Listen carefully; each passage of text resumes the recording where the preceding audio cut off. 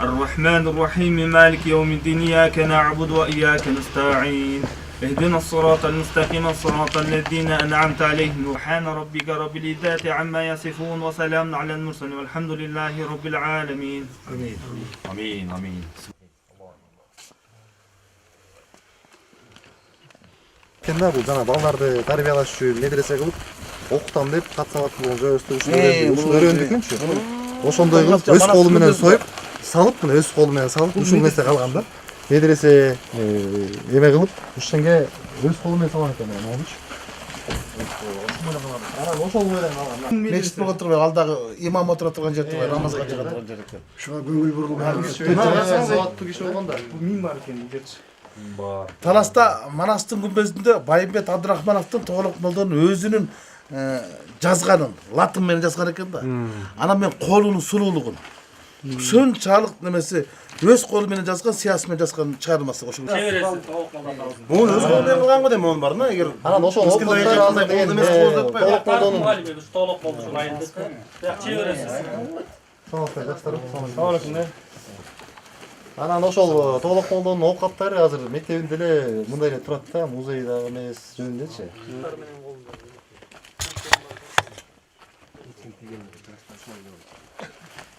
Ошол заманда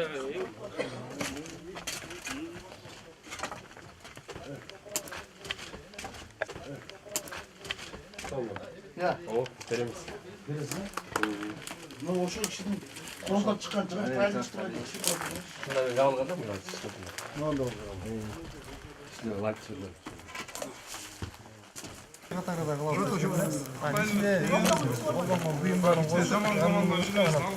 Аймактарды бир аз ишкерлер өнүктүрөлү, тигиндей ишкана ачалы, мындай ишкана ачалы десе трансформация такалат. Анан мен өзүбүздө болгон окуяны айтайын. Сиздер Акталага кирип келе жатканда могу жерде жаңы заправка салынып турат. Ошол заправканы биз айыл өкмөткө кайрылып, жер сурап, ушул жерге жер берип койгула, биздин бир аз акчабыз бар, элге кызмат кылалы деп кеңештен сурап, уруксаты менен алып, заправка салдык. Анан эми азыркы күндө трансформация жок, ал жер деген жайыт жер болчу, бускула деп атат. Эми биздин анчалык бизнесибиз, анчалык чоң тимеле байлыгыбыз жок. Тиги жерден бусуп, бир жерге салып, бир жерден тиги жерге кое бергендей. Сиздер жардам берип коюңуздар. Ушу Актала жергесине трансформация маселесин кичине түздөп бербесеңиздер, бизде чын эле кыйын болуп калды. Жаштар тамсала албаса, аймактарды өнүктүрөлү деп жеке ишкер бололу десек, трансформация жол бербесе кандай кылабыз? Трансформация маселесин Кыргызстандын кайсы жерине барба, бул биринчи кезекте суроо болот да. Анткени ар бир айылда жаңы турмуш жолуна түшкөн жаштар турак жай салганга жер жок. Бир үйдө атасы 3 баласы менен жашап атат. Ошон үчүн Кыргызстанда акыркы жылдары ажырашуу өтө көп болуп кетти. Анткени элестеткиле, бир үйдө 4 адам жашап аткан. 4 үй биле, бир чатырдын алдында. Анан трансформация маселеси менен жакында 2-3 күн мурун Кыргыз өкмөтүндө жыйын болуп, анан ошо трансформация маселесин жергиликтүү бийликтер көткөрүп берүү боюнча атайын демир келип атыптыр. Жогорку Кеңеш депутаттары колдоп берет деп өкмөт башчы айтты. Анан мен аткаруу бийлиги акылына келген экен, ушул маселе чечилет экен деп сүйүнсөм, анан негиздеме маалыматтын окусам, бул өзгөчө багыттагы айыл чарба жерлерин эле кайрадан ошол багыттагы жерге алмаштыруу боюнча айыл өкмөттөрүнө жергиликтүү бийлик берип атыптыр. Анан көрүстөндөр боюнча полигондорду, анан көрүстөндөрдү берип атыптыр. Атаң көр деп кайта сөктүм. Ошо өлгөн кишилердин жерин трансформация кылбай, тирүү кишилердин жерин трансформация кылып берсе болбойт беле депчи. Эми ушу көрүстөнгө трансформацияны өлгөндөргө айыл өкмөт чыгарат экен да. Тирүүлөргө өкмөт өзү чыгарат экен. Бул эми коррупция да. Мына канча жылдан бери ушул маселе чечилип келет. Өткөндө Чүй областын кыдырсам, ошо Беловодскийде, Московский районунда 700дөн ашып кетиптир. Кезекте тургандар бир айыл өкмөтүндө. Бул 700 түтүн деген бул өзүнчө бир айыл да. Бардык жерде мына биз Кыргызстан жарымысын кыдырып чыктык. Биринчи көйгөй ушул. коррупцияга каршы күрөшөбүз. коррупцияны жоебуз деп макул ал жакта иш жүрүп атат, чындыгында көрүп атабыз. Мисалы областта, райондо, жергиликтүү бийлик же болбосо мекеме жетекчилеринде биз алардын оозунан уккан жокпуз. Коррупция менен каршы мен да күрөшөм. Оюңар кимди кармасаңар мага келип айткыла деген мисалы жыйындар өтөт. Мисалы губернатордун оозунан укпайбыз, акимдин оозунан укпайбыз ал жөнүндө. Президент келет, айтат, мен коррупция менен күрөшүп атам, элдер силер жардам бергиле, кармасаңар мага айткыла дейт. Неге бул мисалы жалгыз президент күрөш керек?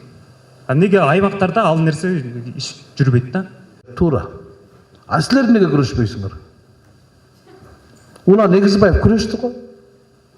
Ал милдеттүү эмес болчу да.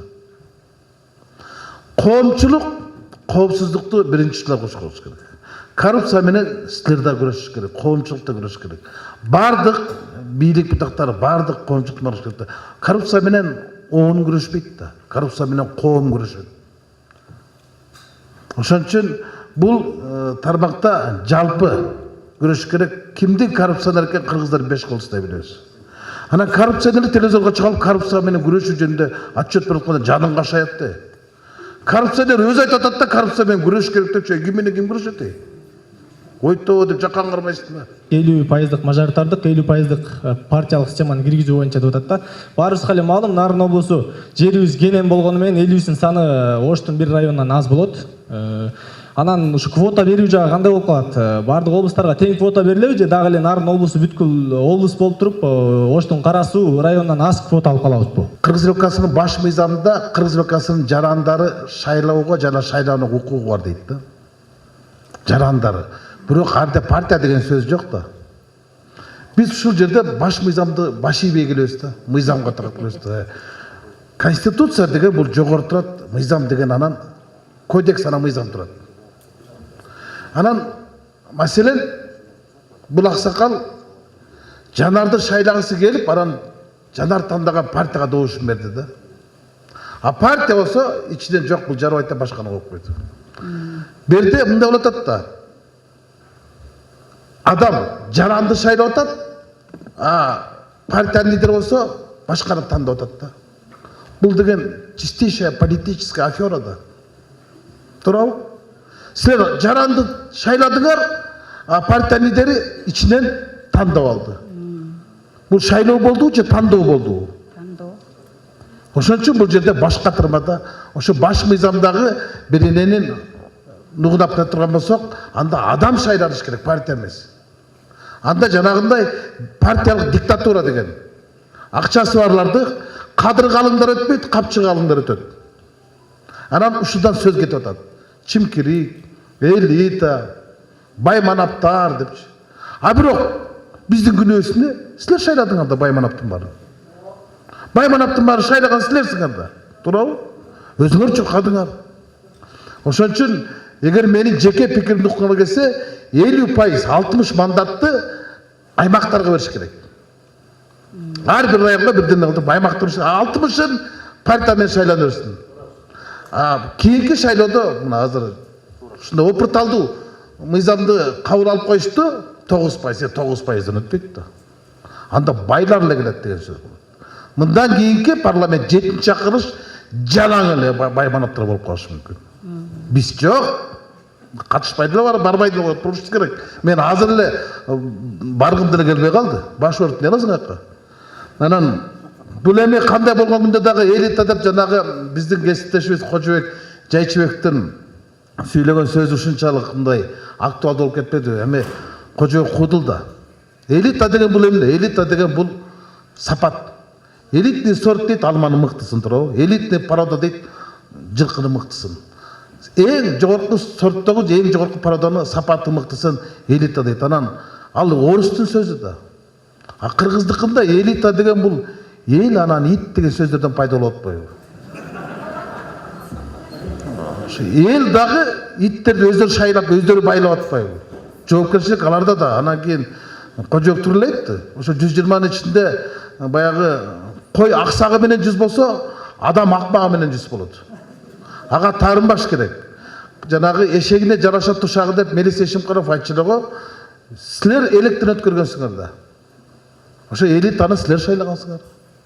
Анан кийин биз деле тепкілеп жатып қалдыңыз да, бирок кийинки шайлоодо чынын айтайынбы, мен жеке эме болсак, жаштар көбүрөөк барыш керек экен. Жаштар аралашыш керек экен. Жаштар муунду алмаштырбаса болбой калды.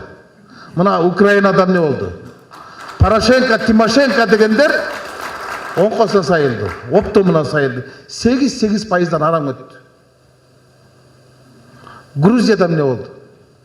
Арменияда эмне болду? Жалаң жаштар эле бийликти тимеле галстук алмаштыргандай алмаштырып салды. Каршыкыртта кояман. Бүт бийлигин алмаштырды. Өкмөтүн дагы, парламентин дагы, президенттин дагы. А биздечи? Бизде бүт кыйын жаштардын бардыгы. Только WhatsApp'та кыйын. Комментарий жазганга кыйын. Чыкпайт. Тиматинин кара бургерине 7000 кыргыз чыкты. Солтан Сары менен кара кече Кумтөргө чык десең чыкпайт. Комментарий жасап кысталактар баатыр. Үйүндө жатып алып, айнекти карап коюп. Андай болбош керек да. Жаштар келечекке эмитен кап көрүш.